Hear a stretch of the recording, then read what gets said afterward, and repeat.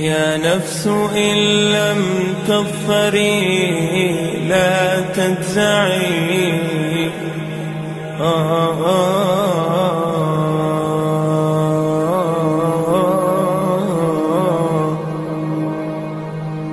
يا نفس إن لم تظفري لا تجزعي، وإلى موائد جود مولاك ارجعي.